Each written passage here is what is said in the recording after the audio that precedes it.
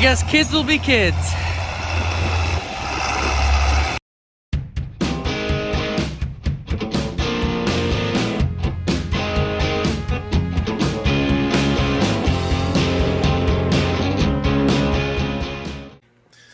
Good morning. All right, one more day this week.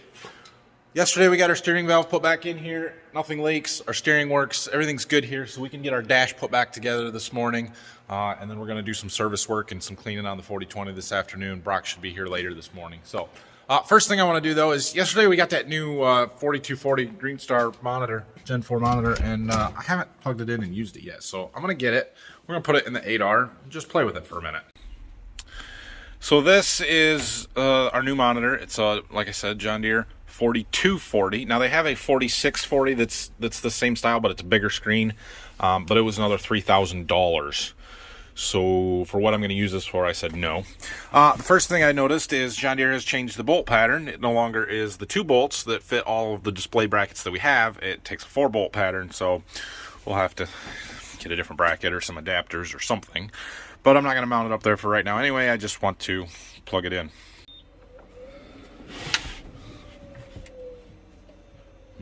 There it comes.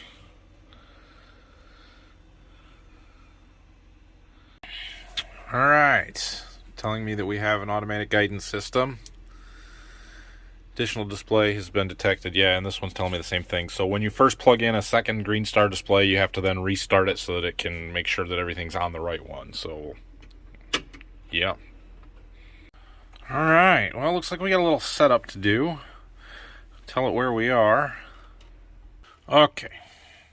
Now it's telling me that we have a JD Link activation, more or less. But there's our new display. So this is a different layout and a different page than what we're used to on our 2630s.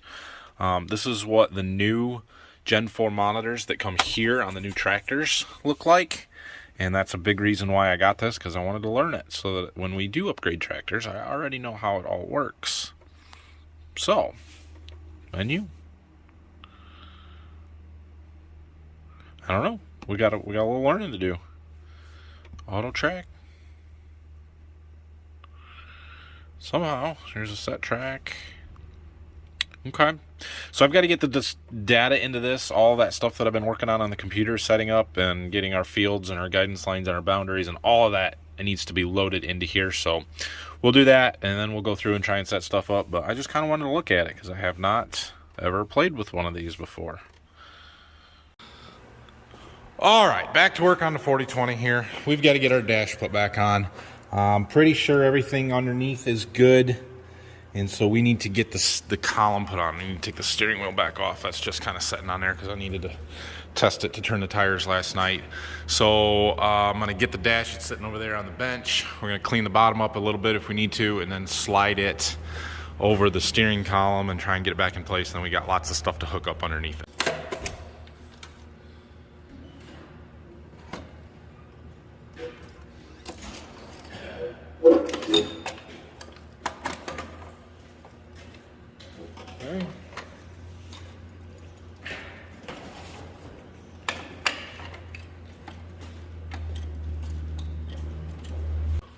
Okay, so that is loosely in place.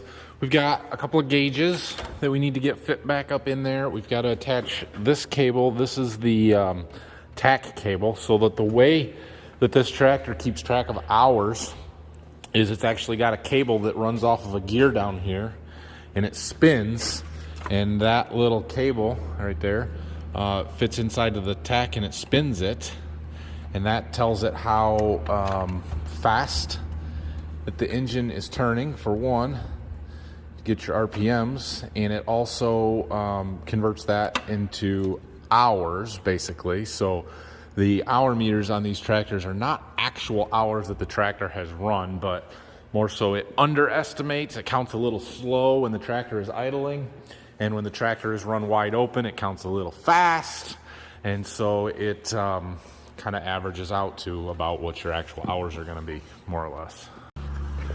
All right, well, I've made some progress here. So we had a lot of things to hook up under the dash. We had to hook the tack back up. We had to put the warning light bulbs back in. This one, I just kind of had pulled them out to separate them. I had to put the gauges back in. Those are done. Then we had to hook up the SCV lever. So this is the lever that controls the hydraulics. This one controls the 3-point hitch. So we got those put back on, hooked up. We also had to hook up the throttle linkage, right? So the throttle is up here, and if you look, you can see that rod moving in there. So we had to hook that back up, and there's another bolt that goes through down there that we had to hook up, and you see the rod down there that moves. Well, that one turned out to be a problem because this hose had originally hooked up right over here where that plug is, right there. And the way that that elbow came out, it was hitting on this rod when it was moving. And so I noticed there was a port on the side there. I took the plug out, and they were connected internally, so I moved the fitting, rerouted the hose, and now we've got all kinds of clearance and no problems there.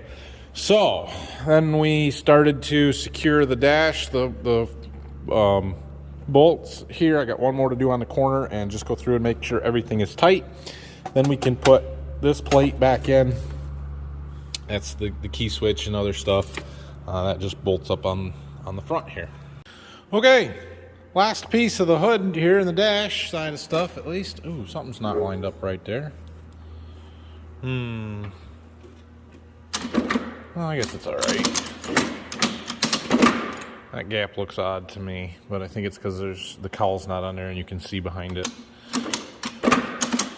Shift pattern lines up. I don't think it's moved. So, all right, anyway, sorry, I got distracted. We need to put our steering wheel back on here. I'm gonna never seize this whole thing up, and then we'll slide this on there. All right, well, that portion of it at least is done back together. So now we can start the tractor up and run it, get the oil hot and drop that so we can change the oil, we can change the fuel filters, we can change the transmission oil, hydraulic oil, and then we can put all of our shrouding and stuff back on. We can do some of that anyway, but yeah, we'll work this through here this afternoon. All right, I guess it's time to start this thing up and let it warm up.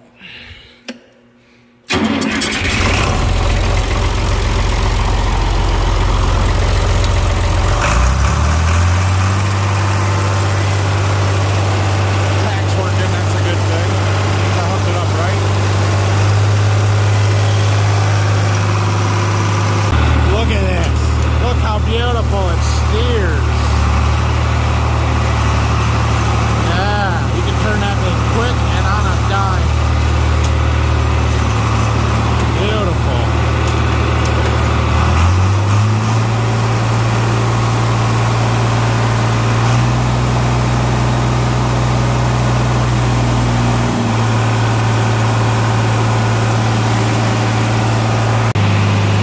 My 3-point even works. I got that hooked up back up right.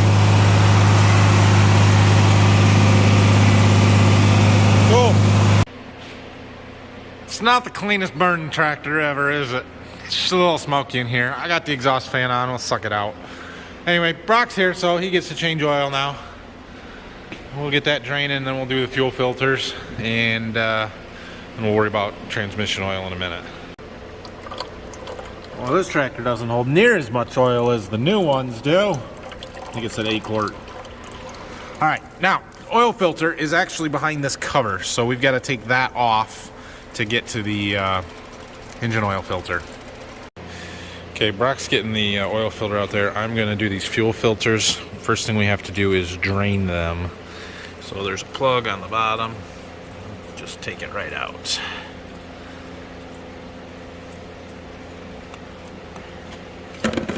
Oh, try not to spill it everywhere.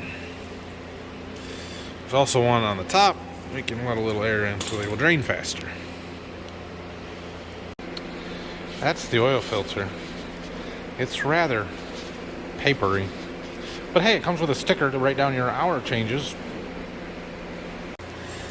So for those of you that are always telling me I should pre-fill my filters before I put them back on there, how you suggest I pre-fill this one? Huh? That isn't gonna work so good. We got to change this little rubber O-ring. Not so little, actually. That's really thick.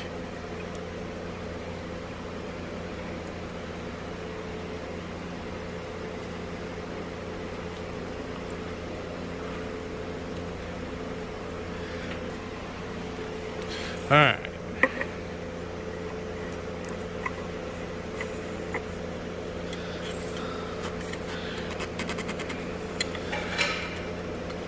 All right, there's the top one. I'll do the bottom one yet.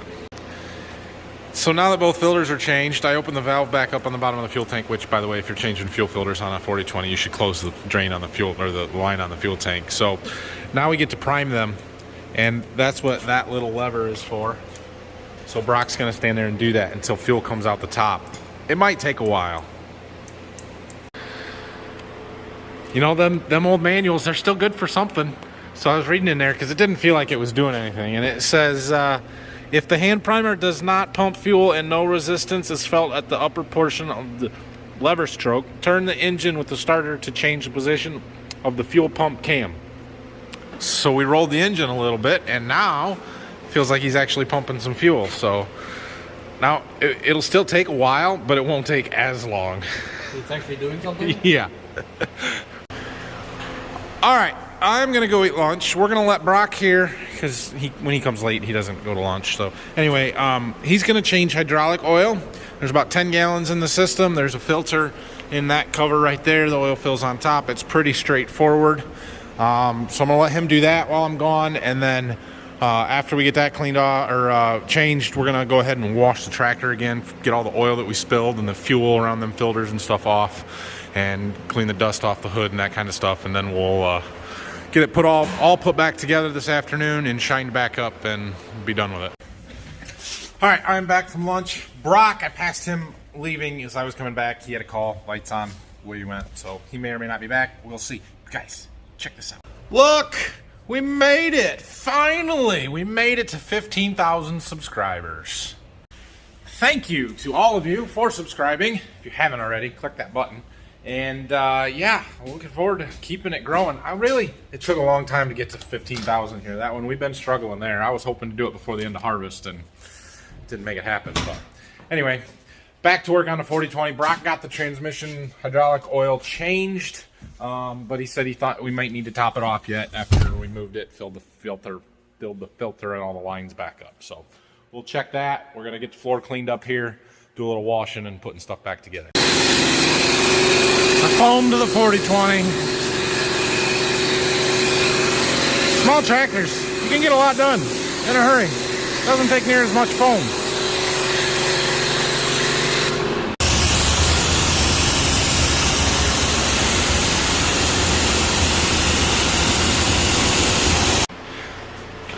I cleaned this up.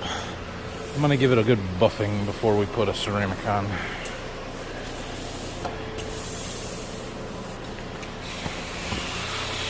Phil brought a truck in.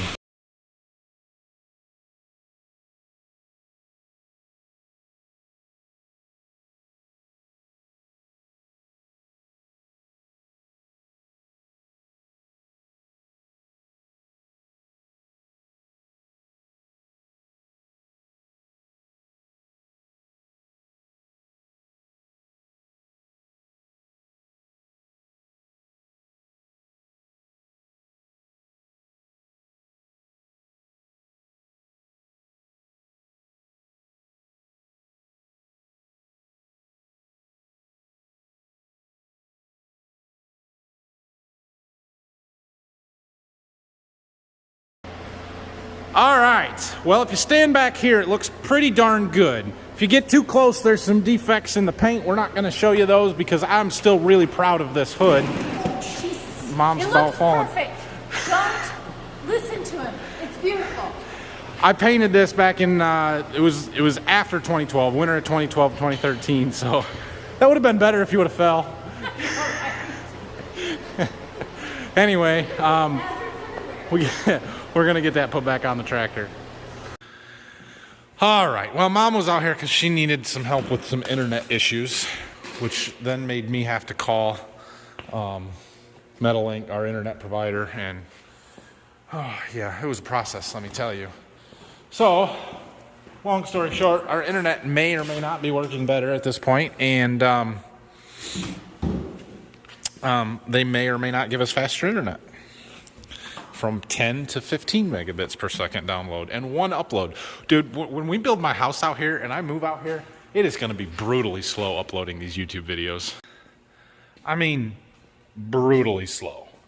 Right now, my internet's not that fast, but it's a whole lot better than 15 and 1. All right, so we are ready to put this hood back on. Brock is topping off the antifreeze because you got to take the radiator cap and the fuel cap off in order to put the hood on. Slip it over the top of the exhaust and the air intake pipe there. So when he's done with that, we'll set it on there, and then we can put the air cleaner back on. We can put the side shields back on, the radiator screens, the cowl, all that stuff can go on after the hood's on.